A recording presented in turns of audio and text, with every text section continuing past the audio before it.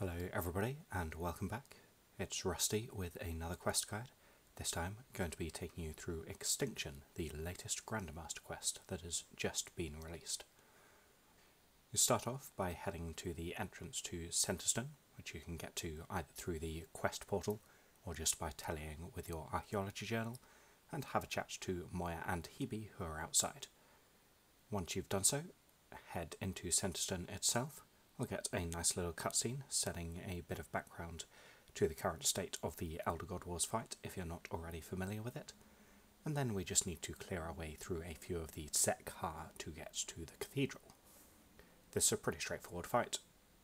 They're spread out so you can usually take on just one at a time, and you should be able to soul split them if you've got decent gear.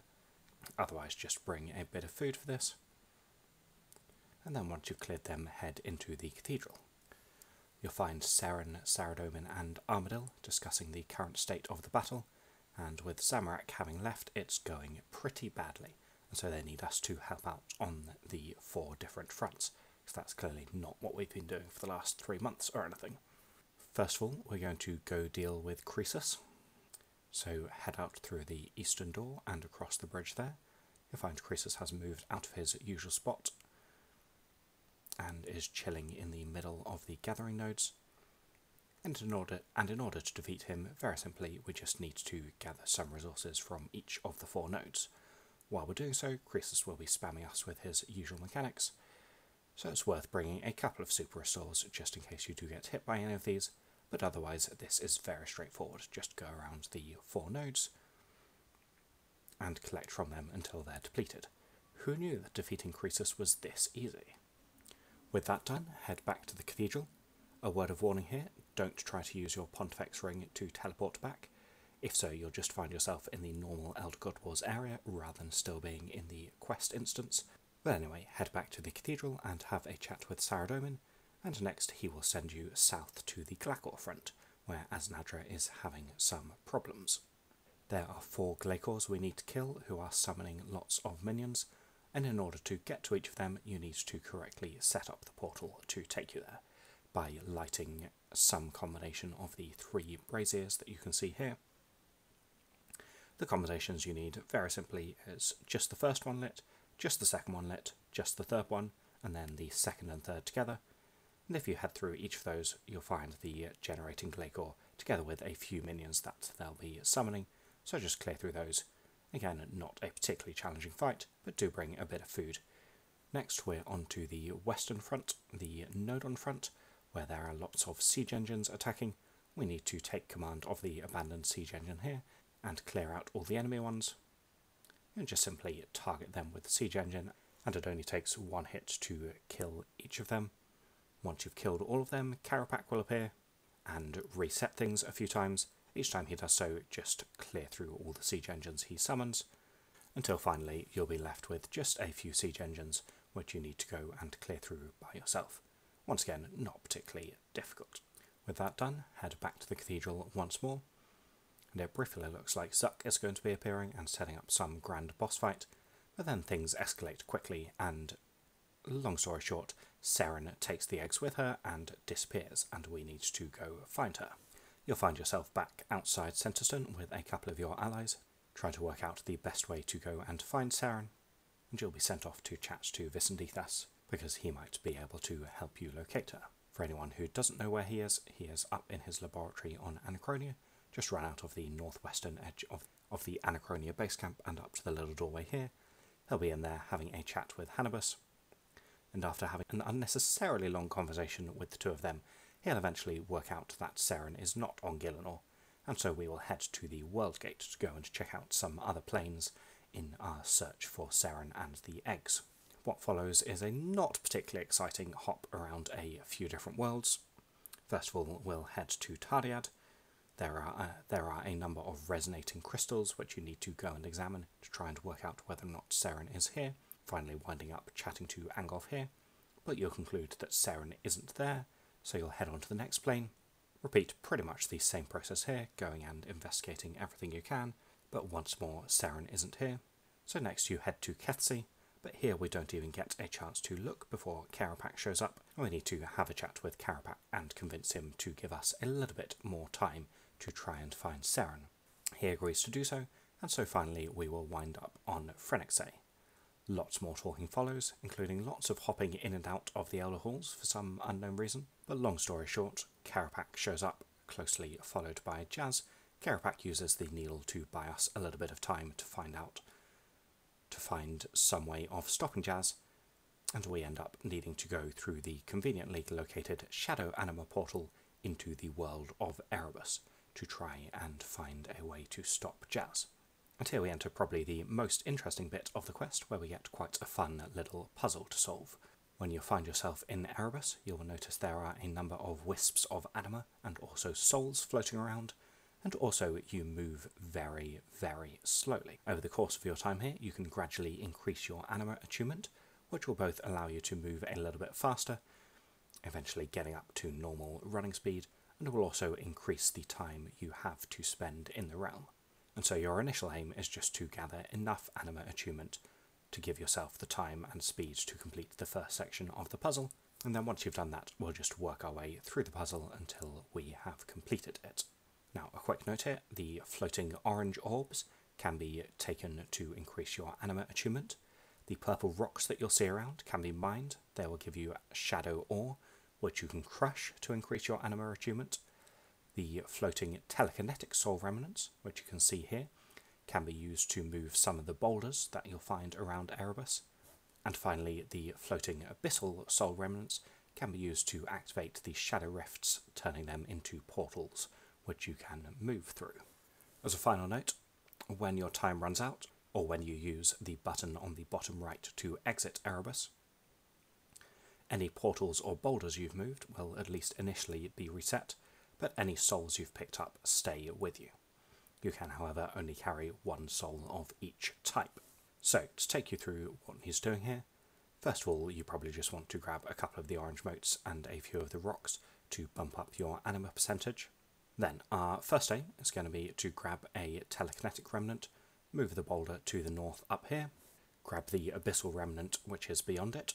At this point, if you want, you can teleport out to reset your time, but keep the abyssal remnant. First of all, you want to use that to go through the portal to the south, just to grab the couple of orange motes that are there.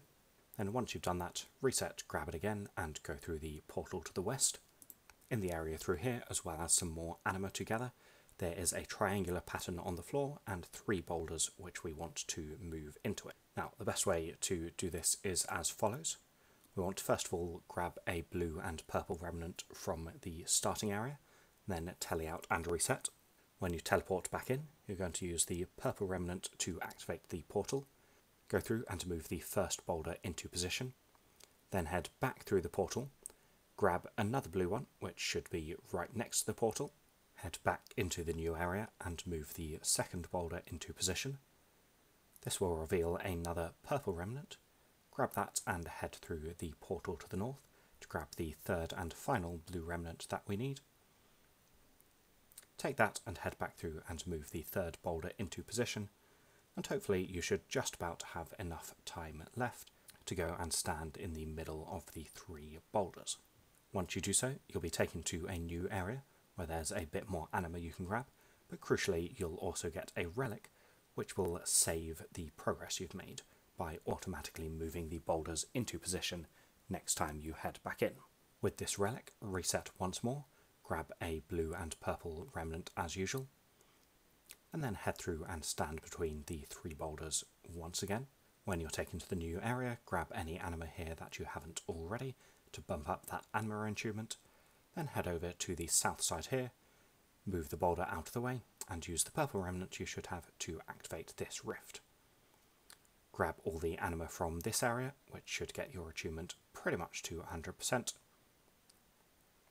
and then cross the bridge over here, where you'll find yourself by a little divination spring. If you harvest from this, you will be given an unimaginable memory. At this point, teleport back out and reset, and once more grab a blue and purple soul and head back into the middle of the boulders. Once you're through there, you can grab the final mote to bump up your attunement to 100, and then give a memory to the rift over here to turn it into a soul geyser. Head up and use the purple remnant on the final portal, which will take you through to the idol of the Leviathan. Once you touch that, a Leviathan will be summoned. Many plot points will happen, but long story short, Seren will take the eggs away and head over to Iaia, the home of the Dragon Riders, to try and hatch them. Faced with very few options, we're going to try and evacuate the people here. Some of them won't want to go, but we're going to help out the ones we can. And so from having been dealing with Shadow Anua in Erebus, we're now moving on to some incredibly complicated tasks, like picking up somebody's tools. There are 4 people you need to help out here. Firstly, the Past Keeper. You just need to chat to them and grab their amulet. The Craft Keeper over here will require you to go and pick up the tools that are right outside his workshop. I don't know why, but never mind. The Pond Keeper over here just requires you to catch 4 fish from the fishing spot, which is nice and easy.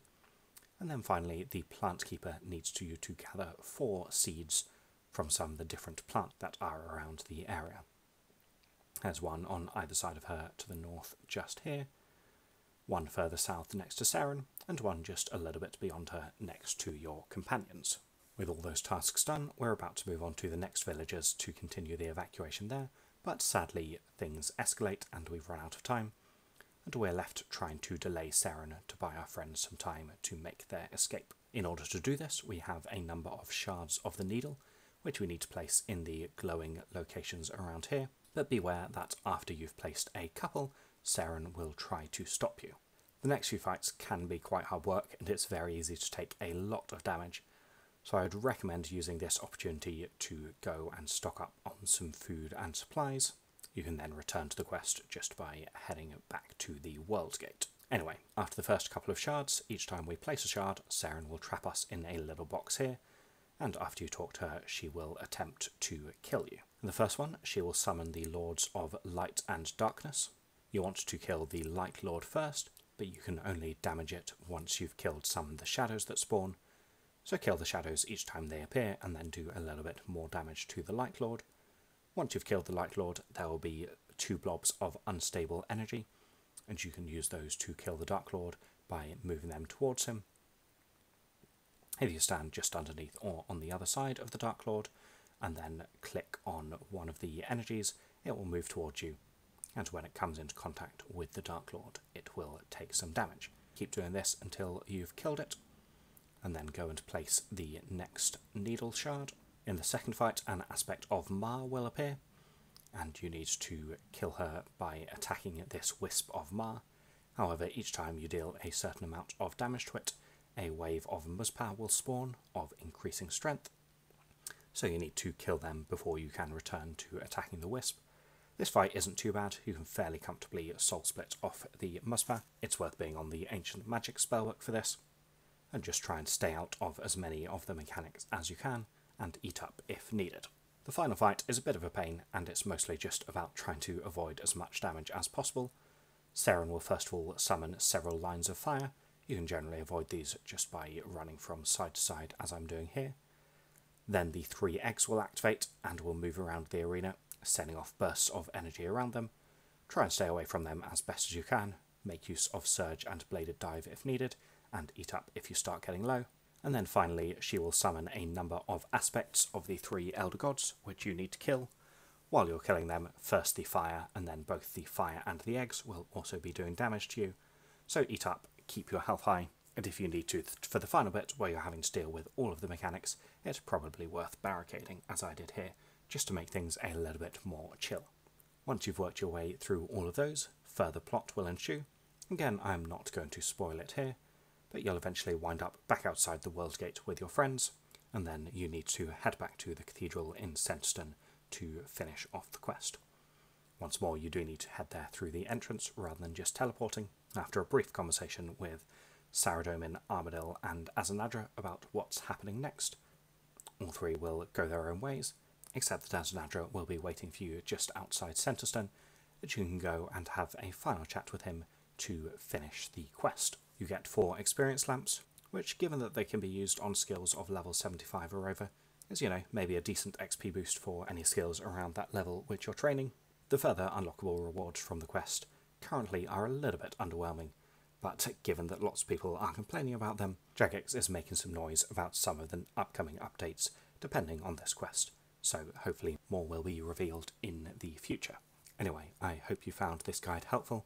Thanks for watching. I will see you for the next video.